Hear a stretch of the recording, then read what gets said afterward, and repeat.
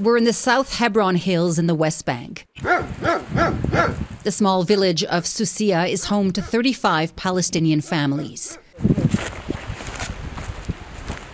But this is not the original Susiya.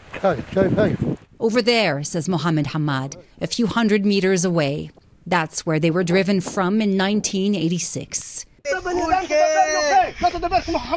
And ever since then, Israeli settlers have tried again and again to push them out.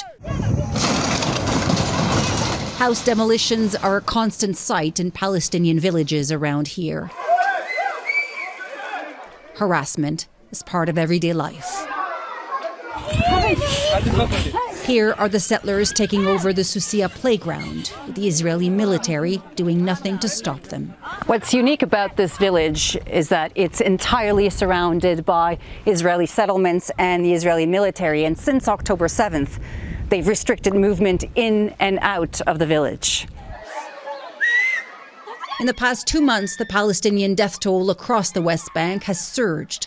Killings at the hands of both Israeli forces and settlers, say Palestinian authorities. I will stay here even if they kill us. We want to live in our land. This is our land. They took all of our lands and they closed all the village around us. They plowed our land. They prevent us from picking our olive trees there. Zvi Sukkot is a far-right lawmaker who oversees an Israeli parliamentary committee on the West Bank. He says settler violence doesn't exist, that it's a media fabrication. So you don't accept the fact that sometimes the IDF does nothing and just watches?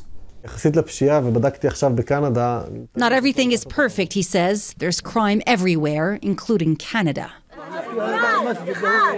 Residents of Susiya tell us the settlers often dress in Israeli military uniforms as cover.